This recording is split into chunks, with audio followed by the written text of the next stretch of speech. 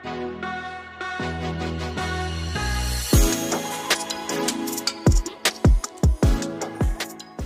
Morning बच्चे। आज हम आप लोग को चाइल्ड साइकोलॉजी में अभिवृद्धि और विकास की अवधारणा लेकर के आया हूं।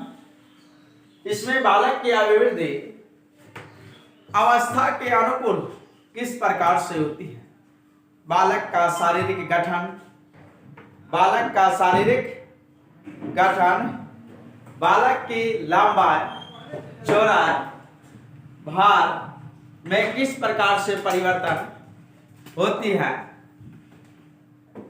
इसके बारे में हम आज बताएंगे। साथ साथ विकास के बारे में भी बताएंगे कि बालक का वृद्धि और विकास में क्या अंतर है, वृद्धि किसे कहते हैं, विकास किसे कहते हैं। अभिवृद्धि, आज हम अभिवृद्धि एवं विकास की अवधारणा को लेकर के आए हैं। Growth and development. प्रत्येक मानव अपने संपूर्ण जीवन काल में, प्रत्येक मानव अपने संपूर्ण जीवन काल में अनेक प्रकार से परिवर्तन करते हैं। उनके शारीरिक रूप से आकार, भार, वजन, लंबाई, चौड़ाई, मोटाई, ये उनके व्यवहार गुण, मानसिक एवं व्यवहारिक गुण में जो वृद्धि होती है दिन प्रतिदिन, उसे अभिवृद्धि के नाम से जानते हैं। अभिवृद्धि जो है ये मात्रात्मक होते हैं। अभिवृद्धि मात्रात्मक होते हैं। इसमें हम देख सकते हैं जब बच्चे की सेल में वृद्धि होती है, कोशिकाओं में वृद्धि होती है,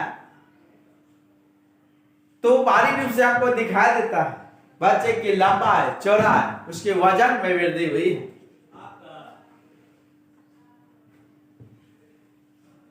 परिवर्तन सभी व्यक्तियों में एक समान नहीं होते। ये अभिवृद्धि का जो परिवर्तन है प्रत्येक व्यक्ति में भिन्न भिन्न अलग अलग रूप में होते हैं, क्योंकि अगर बच्चे की माता स्वस्थ है तो बच्चे का विकास स्वस्थ रूप से होगा, अभिवृद्धि स्वस्थ रूप से होगी। अगर माता स्वस्थ है तो वह अभिवृद्धि भी प्रभावित करती है। इसीलिए बच्चे का भोजन, बच्चे की माता का रहन सहन जैसा होगा उस ढंग से बच्चे का प्रभाव पड़ता है, उसी प्रकार से अभिवृद्धि होती है। परिवर्तन सभी व्यक्तियों में एक समान नहीं होते, प्रत्येक व्यक्ति में भिन्न भिन्न होते हैं, क्योंकि प्रत्येक व्यक्ति अलग अलग, प्रत्येक बच्चे का रहन सहन, वेशभूषा, रीति रिवाज, संस्कृति अलग अलग है। साथ साथ प्रत्येक बच्चे का खान पान, विधि व्यवस्था अलग अलग होने के कारण एक समान व्यक्तियों में परिवर्तन एक समान नहीं होते, प्रत्येक व्यक्ति में भिन्न भिन्न रूप से परिवर्तन होते हैं। लेकिन आधारभूत परिवर्तन जो है, आधारभूत परिवर्तन सभी व्यक्तियों में समान होते हैं। आधारभूत परिवर्तन प्रत्येक व्यक्तियों में समान रूप से होते हैं। ये आधारभूत परिवर्तन जो है, बेस मान लिया जाए कि सभी बच्चे का जो जो माँ के गर्भ में जो बच्चे रहते हैं उसमें सभी बच्चे का विकास 9 मंथली में ही होता है। ये आधारभूत परिवर्तन होता है। इसके बाद बच्चे जो शैशवावस्था है, बाल्यावस्था है, नवजात शिशु है, और उस अवस्था में जिस प्रकार से उन्हें परिवर्तन होना रहता है उस प्रकार से परिवर्तन होते हैं। शैशवावस्था, बाल्यावस्था और किशोरावस्था के अनुरूप ही आगे बढ़ते हैं। तो ये जैसे शैशवावस्था में जिस बच्चे को यानी 2 शब्द 3 शब्द जो बच्चे बोलते हैं या बच्चे पहले खिसकते हैं, उलटते हैं, चिल्लाते हैं, रोते हैं। ये आधार जो परिवर्तन होता है ये सभी बच्चे में एक समान पाई जाती है। प्रत्येक बच्चे जन्म के बाद चिल्लाते हैं, जन्म के बाद चिल्लाते हैं, रोते हैं, बलबलाते हैं ना। उसके पहले जो है जन्म के बाद जब झूला में देते हैं तो वह जो है उलटते हैं, खड़ा होते हैं, इसके बाद चलते हैं, दौड़ते हैं। तो ये चीज जो है आधारभूत परिवर्तन है जो सभी व्यक्तियों में समान रूप से आयु के अनुसार देखने को मिलती है। अब हम आगे चलते हैं।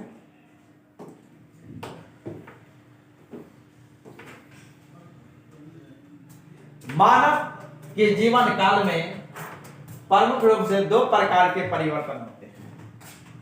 मानव के जीवन काल में दो प्रकार के परिवर्तन होते हैं। एक पहला है अभिवृद्धि, दूसरा है विकास। जीवन में, मानव के जीवन में दो प्रकार से परिवर्तन होता है। पहला अभिवृद्धि, दूसरा है विकास।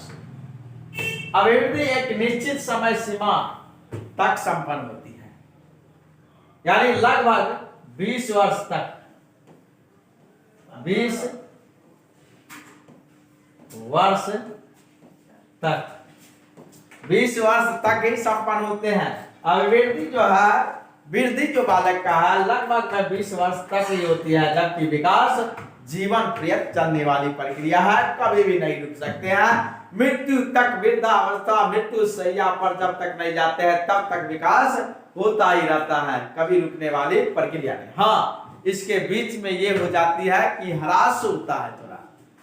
जैसे जब आयु के अनुसार बच्चे का मतलब जब बड़े होते हैं, बच्चे से जब धीरे धीरे बड़े होते हैं, जब वयस्क अवस्था आ जाता है, बुजुर्ग होते हैं, उस समय उसे बाल सफेद हो जाते हैं, दांत टूट जाता है, आंखों की रोशनी कम हो जाती है, कानों से कम सुनने लगते हैं, त्वचा पर झुर्रियां आ जाते हैं। ये ह्रास है। ये क्या है? ह्रास है। लेकिन विकास अधिक से अधिक होता है, वो अधिक समझदार होते हैं, वो अनुभवी व्यक्ति होते हैं।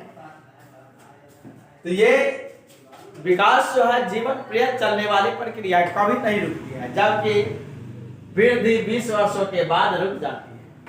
वृद्धि 20 वर्षों के बाद रुक जाती है, जबकि विकास है हमेशा जीवन पर्यंत चलने वाली प्रक्रिया है, कभी नहीं रुकती है।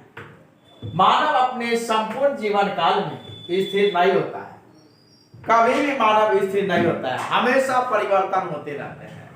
मानव अपने जीवन काल में कभी भी स्थिर नहीं होता है, हमेशा कुछ ना कुछ परिवर्तन होते रहते हैं। कब तक परिवर्तन होता है? जब तक मृत्यु ना हो जाए तब तक परिवर्तन होते रहते। इसमें जन्म से लेकर मृत्यु पर्यंत कुछ ना कुछ परिवर्तन होते रहते हैं। हमेशा वृद्धावस्था तक, मृत्यु के शैया पर जब तक जाते हैं तब के अंत तक जो है वह कुछ ना कुछ परिवर्तन होता ही रहता है। अब अगला पॉइंट है अभिवृद्धि एवं विकास का प्रत्यय या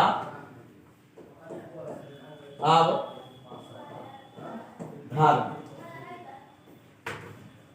the concept of growth and development. अभिवृद्धि एवं विकास का प्रत्यय या अवधारणा, कंसेप्ट। अभिवृद्धि एक विकास को समानार्थी रूप में हम हमेशा अभिवृद्धि और विकास को एक ही रूप में हम लेते हैं।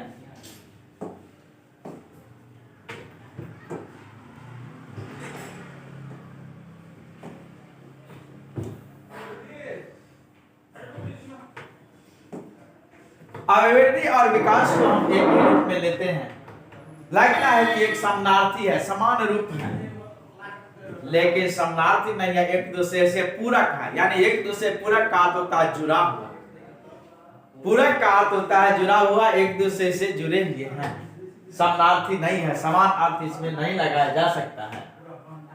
अभिवृद्धि तो हम कहते हैं शारीरिक वृद्धि, लंबाई, चौड़ाई, मोटाई में वृद्धि को अभिवृद्धि के नाम से जानते हैं, जबकि विकास को लंबाई, चौड़ाई, मोटाई के साथ साथ बौद्धिक, मानसिक वृद्धि को ही हम रखते हैं। विकास के अंतर्गत हम अभिवृद्धि एवं विकास के अंतर्गत हम गुणात्मक और मात्रात्मक दोनों को हम रखते हैं। अभिवृद्धि हम बताए थे कि ये होता है मात्रात्मक, और विकास जो होती है ये विकास गुणात्मक और मात्रात्मक, गुणात्मक और मात्रात्मक दोनों। अभिवृद्धि से अभी पढ़ा है मानव शरीर में विभिन्न अंगों में उत्पन्न मात्रात्मक परिवर्तन, क्वांटिटेटिव चेंजेस जो होता है, जिसे मापन भी हम कहते हैं, मापन भी किया जा सकता है। मानव शरीर में हुए भौतिक परिवर्तन, लंबाई, चौड़ाई, लंबाई, भार, आकार, आकृति में जो परिवर्तन होता है उसे अभिवृद्धि के नाम से जाते हैं। जो सेल में जो परिवर्तन होता है, जो सेल में जो परिवर्तन होता है, कोशिकाओं में जो परिवर्तन होती हैं, इसके बाद हम देखते हैं कि बच्चे का जो है अभिवृद्धि अधिक से अधिक हुआ है। लंबाई, चौड़ाई, भार, जब आंतरिक रूप से कोशिकाओं में वृद्धि होती है तो वह हमें दिखाई देता है, अभिवृद्धि के नाम से जानते हैं। वजन बढ़ता है, भार बढ़ता है, लंबाई बढ़ता है, इसमें आकृति में परिवर्तन होती है, ये अभिवृद्धि के नाम से जानते हैं। अभिवृद्धि मात्रात्मक होती है, जान लीजिएगा, जबकि विकास क्या होता है, मात्रात्मक और गुणात्मक दोनों होता है। आगे हम बताएंगे। शैशव तथा बाल्य अवस्था में बालक के शरीर का आकार निरंतर रूप से बड़ा होता है। शैशव अवस्था में तीव्र गति से वृद्धि होती है, बाल्य अवस्था में थोड़ा धीमी पड़ जाता है, फिर किशोरावस्था में आकर के फिर तीव्र हो जाता है। लंबाई बढ़ जाती है, भार बढ़ जाता है, जिसे मात्रात्मक परिवर्तन के नाम से जानते हैं।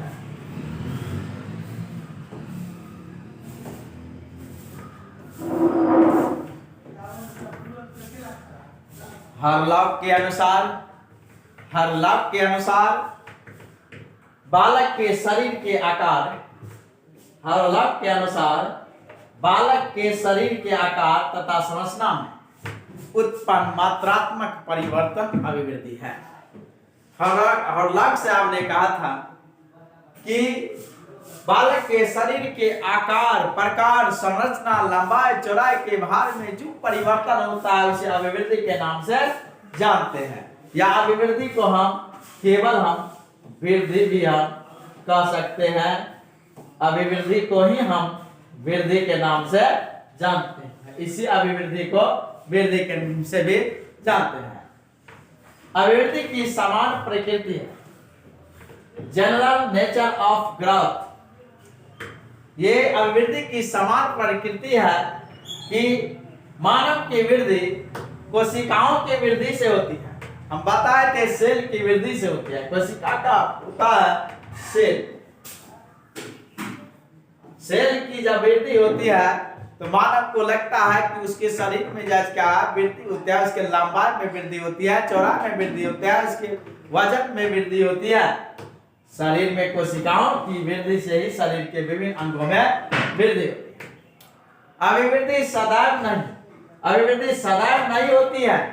ये इंपॉर्टेंट पार्ट है कि अभिवृद्धि सदैव ही नहीं होती है। लगभग कितने वर्ष तक होती है? 20 वर्ष तक होती है। तक अभिवृद्धि जो होती है वह केवल 20 वर्ष तक होती है, जबकि विकास जीवन पर्यंत चलने वाली प्रक्रिया है, कभी नहीं रुकने वाली प्रक्रिया है। अभिवृद्धि केवल 20 वर्ष तक होती है, जबकि विकास जीवन पर्यंत चलने वाली प्रक्रिया है। एक निश्चित समय में निरंतर वृद्धि जैसे होती रहती है और कुछ दिनों के बाद जब वृद्धि रुक जाती है, जैसे 20 वर्ष तक जब वृद्धि होती है, एक निश्चित सीमा आने पर वृद्धि रुक जाती है। यानी 20 वर्ष के बाद वृद्धि नहीं होती है मनुष्य में, और कुछ निश्चित सीमा आने तक वह वृद्धि रुक जाती है, जबकि विकास निरंतर चलने वाली प्रक्रिया है। अभिवृद्धि की गति मात्रा में परिवर्तन नहीं किया जा सकता है। अभिवृद्धि की गति की मात्रा में परिवर्तन नहीं किया जा सकता है। मान लिया जाए आप शैशवावस्था, ये क्या कर रहा है? अभिवृद्धि की गति एवं मात्रा में परिवर्तन नहीं किया जा सकता है। मान लिया जाए कि शैशवावस्था में हम चाहेंगे कि बाल्य अवस्था जैसा हम वृद्धि कर दे, किशोरावस्था जैसा वृद्धि कर दे, तो एक समय में ही यह वृद्धि नहीं होता है, वो निरंतर रूप से होती है, कर्मिक रूप से होती है, वो अवस्था आने के बाद ही वृद्धि होती है, न कि अवस्था से पहले होता है। अवस्था से पहले कभी भी वृद्धि नहीं होती है, लेकिन अवस्था आने पर ही जो वृद्धि हो जाती है। जो बाल्य अवस्था में जिस प्रकार से वृद्धि होना रहता है ना, विकास होना रहता है, शैशवावस्था में जिस प्रकार से, किशोरावस्था में जिस प्रकार से वृद्धि और विकास होना रहता है, वो उसी अवस्था में आकर के वृद्धि और विकास की गति देती है। न कि हम उसके गति को जो है सो बढ़ा सकते हैं, ना उसके मात्रा को हम बढ़ा सकते हैं। अभिवृद्धि की प्रक्रिया आंतरिक होती है। अभिवृद्धि की प्रक्रिया आंतरिक होती है। हम बताए थे कि सेल में जब वृद्धि होती है, सेल में जब वृद्धि होती है तो ये आंतरिक वृद्धि है, तो शारीरिक रूप से हमको लगता है बाहरी रूप से कि हमारे शरीर में वृद्धि हुआ है, वजन भार की वृद्धि हुई है। अभिवृद्धि की प्रक्रिया आंतरिक होती है, जिसमें जन्मजात शक्ति तथा वातावरण के साथ अंतःक्रिया होती है। जन्मजात शक्ति और वातावरण के साथ अंतःक्रिया होती है।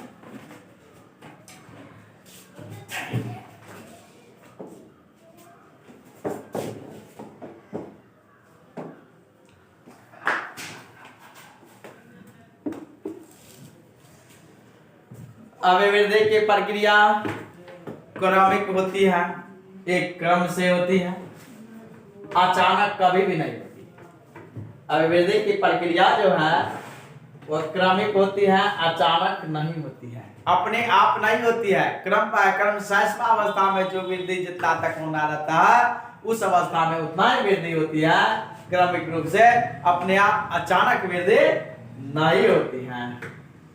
शैशवा काल में अभिवृद्धि की तीव्रता से होती है। शैशवा काल में जहाँ अभिवृद्धि क्या होती है, तीव्र गति से होती है। बाल्यावस्था में फिर धीमी हो जाती है, फिर किशोरावस्था में शारीरिक और मानसिक वृद्धि और विकास दोनों तीव्र गति से चलती है।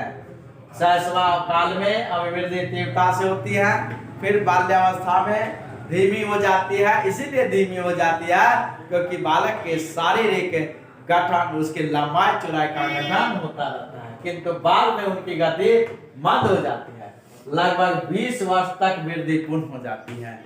लगभग 20 वर्ष तक वृद्धि पूर्ण हो जाती है। आगे भी हम आपको बताए थे। बालिकाओं में अभिवृद्धि जो है, बालिकाओं में अभिवृद्धि जो है, या अभिवृद्धि बालकों की तुलना में अधिक तीव्रता से होती है। कितना वर्ष में बालिकाओं में? 12 से 14 वर्ष में, 12 से 14 वर्ष में बालिकाओं में वृद्धि अधिक होती है। बालिकाओं में जो अभिवृद्धि होता है वह अधिक होती है। 12 से 14 वर्ष में बालिकाओं में अभिवृद्धि अधिक होती है, जबकि बालक की जो वृद्धि है इसका जो है 14 से 18 वर्ष में,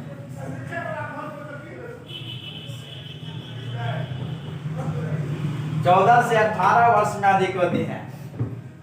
बालक की वृद्धि जो है 14 से 18 वर्ष में अधिक होती है, जबकि बालिकाओं की वृद्धि 12 से 14 वर्ष में अधिक होती है। शारीरिक और मानसिक वृद्धि बालिकाओं में 12 से 14 वर्ष में अधिक होती है, जबकि बालक में जो है अभिवृद्धि शारीरिक और मानसिक वृद्धि और विकास बालक में 14 से 18 वर्ष में अधिक होती है। ये इंपॉर्टेंट पॉइंट है, याद रखिएगा। देखिए इसके बाद है मानव वृद्धि केंद्र से सीमांत की ओर होती है। केंद्र से सीमांत की ओर होती है।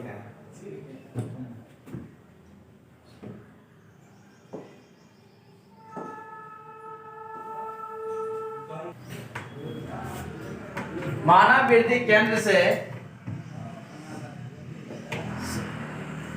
सीमांत की ओर होती है, अर्थात शरीर की वृद्धि हृदय से हड्डियों की ओर, हड्डियों की ओर, यानी मानव वृद्धि केंद्र से सीमांत की ओर अर्थात शरीर की वृद्धि हृदय से पेशियों की वृद्धि हड्डियों की ओर होती है। देखिए यहाँ पर है क्या है कि ये हृदय से, यहाँ हृदय है, ये क्या है हृदय, हृदय से हड्डियों की ओर होती है, नीचे बढ़ती हैं,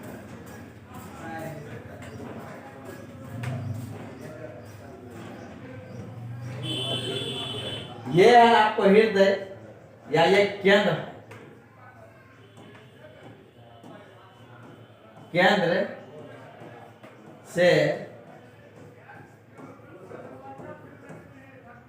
सीमांत की ओर, केंद्र से सीमांत की ओर होती है, ये केंद्र है और केंद्र से सीमांत की ओर होती है, यानी हृदय से हड्डियों की ओर होते हैं। इसे हम निकट दूर नियम के विकास के नाम से जानते हैं। निकट से दूर के नियम के विकास के नाम से हम जानते हैं। हृदय से हड्डियों की ओर होती है, इसी को हम निकट दूर नियम के विकास के नाम से जानते हैं। दूसरा है मस्तकोधोमुखी नियम से। पहले क्या होता है, बालक के मस्तकोधोमुखी में बाद में हम समझाएंगे। अभी मानव वृद्धि केंद्र से सीमांत की ओर होती है, शारीरिक वृद्धि हृदय से हड्डियों की ओर होती है।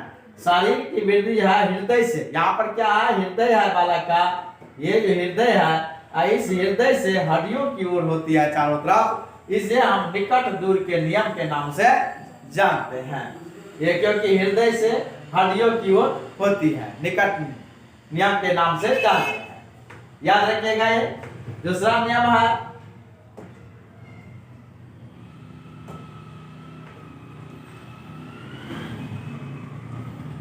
अभिवृद्धि विकास का एक पक्ष है। ये अभिवृद्धि जो है विकास का एक पक्ष है। विकास सतत चलने वाली प्रक्रिया है, जबकि अभिवृद्धि सतत चलने वाली प्रक्रिया नहीं है। कभी कम तो कभी अधिक, और एक निश्चित सीमा के बाद वो क्या होती है रुक जाती है। लेकिन विकास भी कभी कम कभी अधिक होती है, लेकिन वह जीवन पर्यंत चलने वाली प्रक्रिया है। अभिवृद्धि विकास का एक पक्ष होता है। अभिवृद्धि विकास का एक क्या होता है पक्ष होता है। विकास डेवलपमेंट, विकास से अभिप्राय मात्रात्मक परिवर्तन के साथ साथ गुणात्मक परिवर्तन भी होती है। अभी हम इससे पहले अभिवृद्धि पढ़ा रहे थे, जिसमें आप लोगों को हम बताए कि केवल मात्रात्मक परिवर्तन होता है। बालक के लंबाई, चौड़ाई, मोटाई, शारीरिक गठन में वृद्धि होती है, जबकि आज विकास हम अभी पढ़ा रहे हैं कि विकास में मात्रात्मक परिवर्तन के साथ साथ गुणात्मक परिवर्तन भी होते हैं। विकास में मात्रात्मक परिवर्तन के साथ साथ गुणात्मक परिवर्तन भी होते हैं। मात्रात्मक परिवर्तन में हम शरीर से लेते हैं लंबाई, चौड़ाई, मोटाई, और ये है मात्रात्मक परिवर्तन। अब गुणात्मक परिवर्तन है गुणात्मक परिवर्तन, गुणात्मक परिवर्तन होता है लंबाई, चौड़ाई, मोटाई के साथ बौद्धिक क्षमता,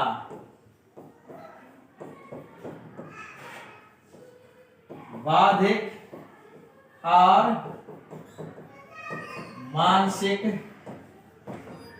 क्षमता का विकास।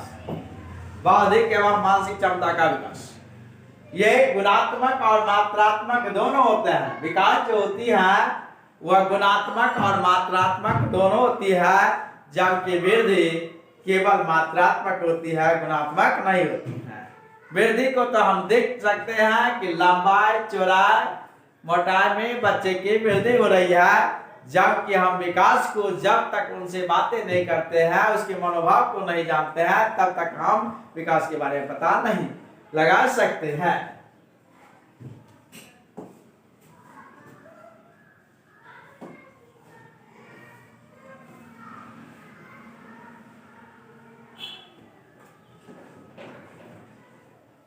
विकास की सामान्य प्रकृति, विकास की क्या है? सामान्य प्रकृति, general nature of full development. सामान्य प्रकृति क्या है? मानव विकास निरंतर चलने वाली प्रक्रिया है, कभी नहीं रुकती है, हमेशा विकास चलती ही रहती है। गर्भावस्था से ही विकास होती है और मृत्यु पर्यंत तक चलती रहती है। ये जो है विकास जो है वह गर्भावस्था से मृत्यु पर्यंत विकास है, गर्भावस्था से मृत्यु पर्यंत तक होती है। जबकि हम वृद्धि बताए थे,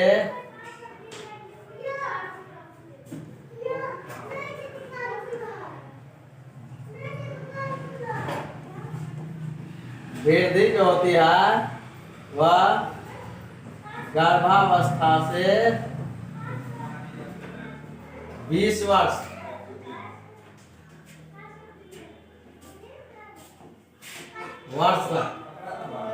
गर्भावस्था से 20 वर्ष तक की वृद्धि जो होती है वो गर्भावस्था से 20 वर्ष तक, जबकि विकास जो होती है वो गर्भावस्था से जीवन पर्यंत तक जो है चलती रहती है।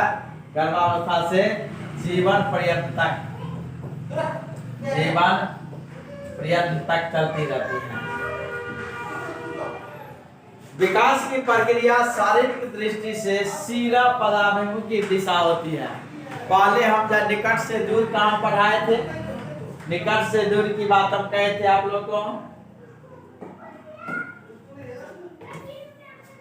ये निकट से दूर की हम बताए थे कि यह हृदय से होती है, हृदय का विकास होता है। इसके बाद हड्डियों की विकास इधर चलती है, हड्डियों की विकास की तरफ चलती है। ये निकट से दूर से है, जो शारीरिक क्षेत्र में आता है। और दो प्रकार से होता है, निकट दूर नियम के द्वारा विकास होता है और दूसरा होता है मस्तिष्कोद्मुखी नियम के द्वारा होता है। ये मस्तिष्कोद्मुखी नियम से पहले बच्चे का गर्भावस्था में, जब माँ के गर्भ में बच्चे उस समय पहले सिर का ही विकास होता है, इसके बाद हाथ का विकास होता है, इसके शरीर का, इसके बाद पांव का विकास होती है, इसके बाद है शिरोधमुखी विकास। पहले जो बच्चे का सिरकंठी विकास होता है, इसके बाद जो धड़ का विकास होता है ना, ये होती है। यहाँ पर है दो स्तर पर विकास होता है। एक होता है केंद्र से सीमांत की ओर, तो केंद्र से सीमांत की ओर हम बताए थे कि पहले इस केंद्र का विकास होता है, इसके बाद जो हाथ पैरों का विकास होता है। ये निकट दूर नियम हो गया। और ये मस्तिष्कोद्मुखी नियम में बताए थे कि पहले मस्तिष्क का विकास होता है, इसके बाद जो प्रत्येक अंगों का विकास होती है, उसके हम मस्तिष्कोद्मुखी नियम के नाम से जानते हैं।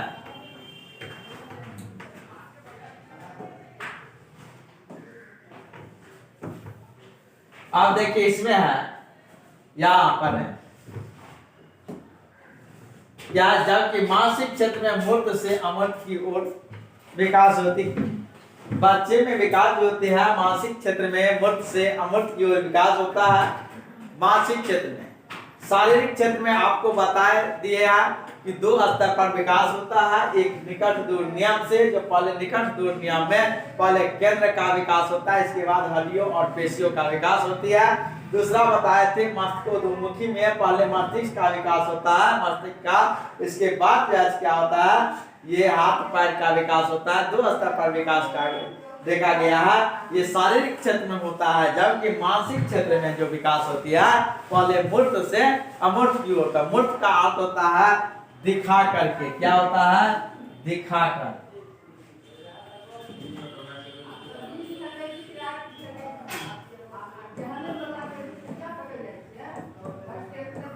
दिखाकर बच्चे का ये बच्चे को हम क्या करते हैं दिखाते हैं। ये क्या ये बउआ है, इस बउआ को कहते हैं रे बउआ ये कौआ, कहते हैं ना ये क्या है ये कौआ ना। तो यहाँ पर मानसिक क्षेत्र में अपने माइंड में जो है बच्चा जो है अपने माइंड में इस चीज को जो है बैठा रहा है कि हम कहते हैं कि रे बउआ ये कौआ है। इस कौआ को क्या करता है माइंड में मानसिक रूप से वो बैठा रहा ना अपने माइंड में, और वह समझ रहा है कि बच्चा की जो भी काला होता है कौआ जो होता है वो कैसा होता है काला होता है। इसके माइंड में जैसे वो बैठ गया है कि कौआ जो काला होता है तो मानसिक क्षेत्र अब जो भी काला चीज वो देखता है वो सभी को क्या कहता है कौआ के नाम से संबोधित करता है।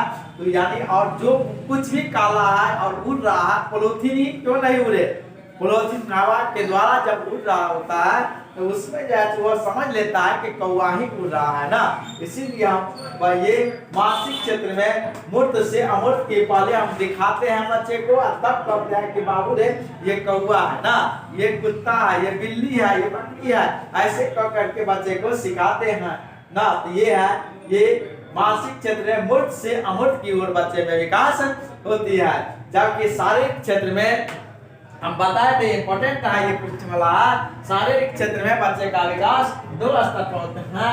एक निकट दूर नियम के विकास से, निकट दूर के नियम के विकास से हम कहते हैं कि केंद्र से सीमांत की ओर ये केंद्र का विकास होता है। इसके बाद सीमांत का, इसके बाद जो देखते हैं हाथों का, दोनों हाथों का, इसके मस्तिष्क का, इसके बाद जो है सो हाथ पांव का विकास होती है। ये केंद्र से निकट से दूर के नियम से शारीरिक क्षेत्र में है। और दूसरा विकास दो स्तर पर विकास होता है। दूसरा है मस्तिष्कोद्मुखी नियम से, मतलब पहले मस्तिष्क का विकास होगा, पहले मस्तिष्क का विकास होता है, इसके बाद क्या होता है कि आगे अंगों का विकास, पेशियों और अंगों का विकास होता है। तो शारीरिक क्षेत्रों में दो स्तर पर विकास होता है। देखते हैं शारीरिक दृष्टि से सिर पदामुखी दिशा, यानी यहाँ पर हम लिख सकते हैं कि शारीरिक दृष्टि से दो नियम, दो स्तर पर विकास होती है।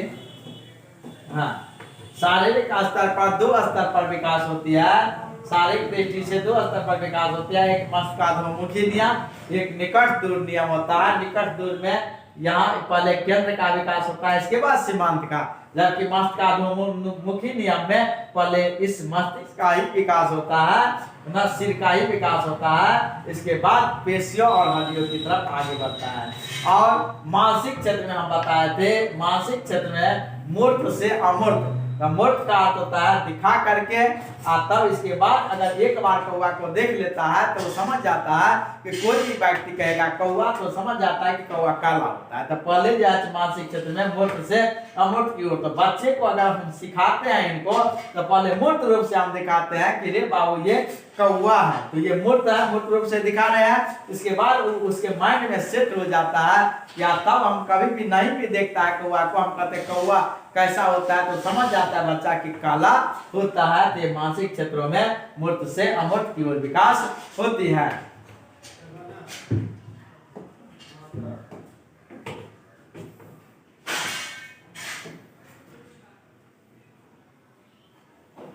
विकास की प्रक्रिया सदैव समान से विशिष्ट की ओर चलती है। पहले बच्चे को जो समान से विशिष्ट की ओर चलती है। यहाँ पर लिखा है कि विकास की प्रक्रिया ये सदैव समान से विशिष्ट की ओर चलती है। सभी बच्चे में ऐसा होता है, पहले समान से विशिष्ट की ओर चलती है। सभी बच्चे में ऐसे होते हैं समान है। पहले बच्चे अ सीखता है, इसके बाद आ सीखता है, इसके बाद वह आम सीखेगा, इसके बाद जो कटहल सीखता है। ये समान से विशिष्ट की ओर होता है। पहले बच्चा वर्ण सीखता है, पहले वर्ण सीखता है। ऐसे भी हम देखा जाता है कि पहले बच्चे क्या सीखते हैं ना, वर्ण, शब्द, वाक्य ऐसे सीखते हैं। पहले वर्ड सीखता है, शब्द सीखता है, इसके बाद वाक्य सीखता है। तो बच्चे जो हमेशा समान से विशिष्ट की ओर जाते हैं, मतलब समान बातों को पहले सीखते हैं, इसके बाद वह विशिष्ट बातों को सीखते हैं। परिपक्वता की दिशा मानव विकास की दो दिशाओं में संपन्न होती है। एक है परिपक्वता की दिशा, जिसे व्यक्ति की शारीरिक एवं मानसिक योग्यता से देखा जा सकता है। यानी शारीरिक क्षेत्र में उसके लंबाई, चौड़ाई, मोटाई, उसकी शारीरिक गठन, हड्डियों में जो परिपक्वता आती है उसे हम परिपक्वता की दिशा के नाम से जानते हैं। यानी शारीरिक, जिसे व्यक्ति की शारीरिक और मानसिक योग्यता से देखा जाता है परिपक्वता। मानसिक रूप से बच्चे कितना सोच सकता है, कितना समझ सकता है, किसी भी क्षेत्र, किसी भी समस्या का समाधान कैसे कर सकता है, जबकि शारीरिक क्षेत्र में उसका स्वास्थ्य अच्छा है या नहीं है, लंबाई, चौड़ाई, मोटाई जो जिस अनुकूल होना चाहिए ऐसा है ना, ये परिपक्वता की दिशा बतलाता है। अगर बच्चे जो है जो परिपक्व है तो किसी भी क्षेत्र में आगे बढ़ सकते हैं। अधिगम की दिशा, बच्चे कैसे सीखते हैं? बच्चे कैसे सीखते हैं? बच्चे करके सीखते हैं। बच्चे अनुकरण के माध्यम से सीखते हैं। बच्चे अनुकरण के माध्यम से सीखते हैं। अधिगम की दिशा, जो व्यक्ति की सीखने की क्षमता में स्पष्ट देखा जा सकता है। अधिगम की दिशा, बच्चे जो सीखते हैं, यानी सीखने के लिए वह करके सीखते हैं, अनुकरण के माध्यम से सीखते हैं। वह माता पिता, भाई बंधु के द्वारा जो परिवार के सदस्य है, समाज के सदस्य है, उससे अनुकरण करके बच्चे सीखने का प्रयास करते हैं। और हमेशा बच्चे कुछ न कुछ तोड़ते हैं, फोड़ते हैं, हमेशा कुछ न कुछ सीखते ही रहते हैं। व्यक्तित्व, पर्सनैलिटी, इनके ये पक्ष में विकास की दर भिन्न भिन्न होती है। देखिए व्यक्तित्व क्या है? व्यक्तित्व का अर्थ होता है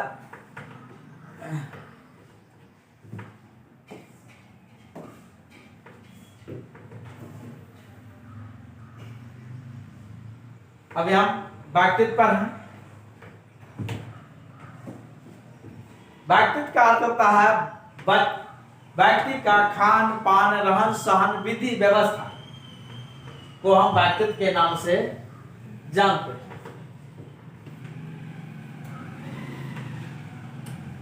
पर्सनैलिटी शब्द जो है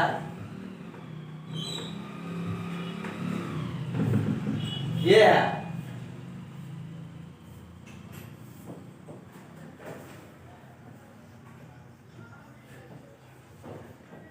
पर्सनैलिटी शब्द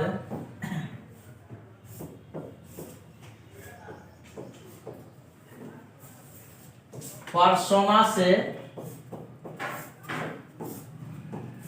निकला है।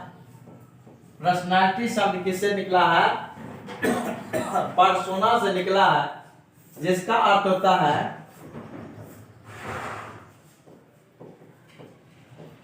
मुखौटा, जिसका अर्थ होता है मुखौटा। ग्रीक, ये कौन सा भाषा है? ग्रीक भाषा है। ग्रीक भाषा, ये पर्सनैलिटी शब्द पर्सोना से निकला है। पर्सोना कौन सा भाषा है ना, उसका अर्थ होता है मुखौटा। ये ग्रीक भाषा है, ग्रीक भाषा से निकला है। पहले के लोग ग्रीक भाषी जो थे वह जैसे किसी का मुखौटा पहन करके उसके व्यक्तित्व के बारे में बताते थे। जैसे रावण का रूप कोई लेता है तो रावण का मुखौटा पहन करके उसी के अनुसार से वह व्यवहार करते हैं। राम का रूप जो लेता है तो राम का जो सौम्य दृष्टि है, सुंदर दृष्टि है, चेहरा है, वो उसका वाक्य है, तो उसके द्वारा उसकी पर्सनैलिटी को, उसकी रहन जो जैसा था उसको दिखाने का प्रयास करते हैं। जब कोई हनुमान का रूप लेता है तो देखते हैं कभी कभी जैसे कहीं से कहीं कूदना है, उछलना है, कूदना है, तोड़ना है, फल को तोड़ता है, उसके पर्सनैलिटी को यानी उसके व्यक्तित्व को दर्शा रहा है। यानी जो रावण का रूप है, राम का रूप है, जो हनुमान का जो रूप है, उसका जो व्यक्तित्व है, उसका रंग जैसा प्रवृत्ति है उनको जो है दर्शाता है, उसे हम पर्सनैलिटी के नाम से जानते हैं। ये पर्सनैलिटी। विभिन्न व्यक्तियों का खान पान, रहन सहन, विधि व्यवस्था अलग अलग है और उसकी अपनी अनुकूल जो है जो आगे बढ़ने का प्रयास करते हैं। देखिए, पर्सनैलिटी व्यक्तित्व के विभिन्न पक्षों में विकास की दर भिन्न भिन्न होती है। सभी यानी सभी का रहन सहन, खान पान, विधि व्यवस्था, वातावरण अलग अलग है, इसीलिए सभी में कुछ न कुछ भिन्नता पाई जाती है। बाल्य अवस्था में जो कामक क्रिया, मोटर एक्टिविटी अधिक होती है, खेल कूद अधिक करते हैं। बालक टोली में, समूह में, गिरोह में रह करके जो है खेलते हैं। खेलना, उछलना, कूदने की प्रवृत्ति बाल्य अवस्था में क्या होती है? अधिक होती है। ये उसके व्यक्तित्व को दर्शाता है। उसके रहन सहन के बाल्य अवस्था में बालक के रहन सहन को दर्शाता है, जबकि किशोरावस्था में तर्क तथा कल्पना क्षमता का विकास अधिक तेजी से होती है। वह किशोरावस्था में तर्क करते हैं, किसी समस्या का समाधान करते हैं, उस पर सोचते हैं, विचार करते हैं। किस अवस्था में? यह किशोरावस्था में सोचते हैं। विकास को प्रत्येक अवस्था, शैशव अवस्था, बाल्य अवस्था, किशोरावस्था, प्रौढ़ावस्था में विशेष प्रकार से लक्षित होते हैं। यानी विकास जो है शैशवावस्था में बच्चे का विकास अधिक होती है, फिर बाल्य अवस्था में थोड़ा धीमी पड़ जाती है, इसके बाद फिर किशोरावस्था में शारीरिक और मानसिक विकास अधिक तीव्र गति से होती है, फिर प्रौढ़ावस्था में उसका जो है विकास, ये काम करने की क्षमता अधिक ललक होती है, कुछ करने की क्षमता होती है, ये लक्षण देखा जाता है। और इतना व्यक्तित्व तक हम पढ़ा दिए हैं आज की क्लास में, और इसी के साथ आज का क्लास हम यहीं पर समाप्त कर रहे हैं। अगर आप लोगों को हमारा वीडियो अच्छा लगता है तो आप लोग जो शेयर कीजिएगा, इसके बाद सब्सक्राइब भी इस चैनल को कीजिएगा, जिससे हमारा मनोबल भी बढ़े और आप लोगों को अधिक से अधिक हम सहयोग करें। धन्यवाद।